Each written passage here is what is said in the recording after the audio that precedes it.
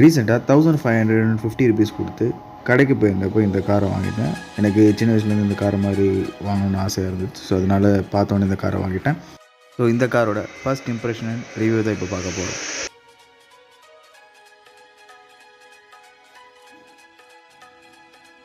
First impression இந்த காரில் ரொம்பவே பிடிச்சிருச்சுன்னு சொல்லலாம். ஸோ இதை நான் வந்து ஒரு வாரமாக ஓட்டிகிட்ருக்கேன். ஸோ எந்த அளவுக்கு நல்லா உழைக்குது. ஸோ கொடுத்த காசுக்கு உண்மையிலே ஒர்த்து தான்.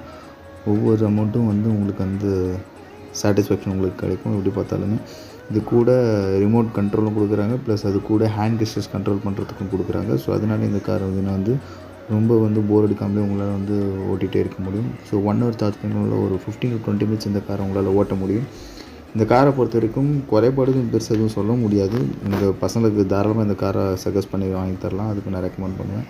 இந்த காரில் இருக்க ரிமோட் கண்ட்ரோல் பார்த்திங்கன்னா வந்து நல்லா குவாலிட்டியாக தான் இருக்குது. ஸோ பார்த்திங்கன்னா ஃப்ரண்ட் அண்ட் பேக் பட்டன் இருக்குது. ஸோ சைடில் மூவ் ஆகிறதுக்கு left and right button. So அப்புறமேட்டுக்கு நடுவில் அந்த ஆட்டோமேட்டிக் மோஷன், அப்புறமேட்டுக்கு அந்த மியூசிக், அப்புறமேட்டுக்கு அந்த காரோடைய ட்ரான்ஸ்ஃபர்மேஷன் கொடுத்துருக்காங்க. ஸோ முன்னாடி என்கேன்னு மென்ஷன் பண்ணியிருக்கிறதுக்கு எதுக்குன்னா பார்த்திங்கன்னா வந்து இந்த மாதிரி என் ஃப்ரெண்ட்ஸோட சேர்த்து நான் 3 கார் வாங்கியிருந்தேன்.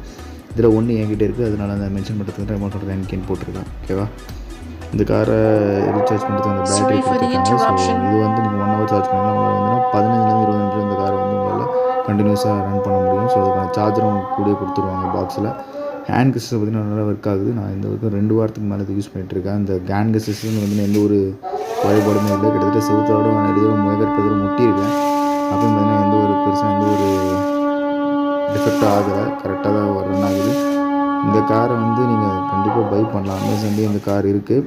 நான் வந்து A1 மாடலில் வாங்கினேன். இது வந்து ஒரு 150 ருபீஸ் கம்மியாக இருந்துச்சு அமேசானை விட. ஸோ அவ்வளோதான். ஸோ இந்த காரோட ரிவ்யூ பற்றி அவ்வளோதான். ஸோ அடுத்து நம்ம PS4 வாங்கியிருக்கோம். அது அன்பாக்சிங் வீடியோ நான் உங்களுக்கு கூடிய சீக்கிரம் அப்லோட் பண்ணுறேன். Stay tune. ஸோ நம்ம சேனல் சப்ஸ்கிரைப் பண்ணாத மறக்காம சப்ஸ்கிரைப் பண்ணுறோங்க. ஸோ இது உங்கள் ரேண்டா.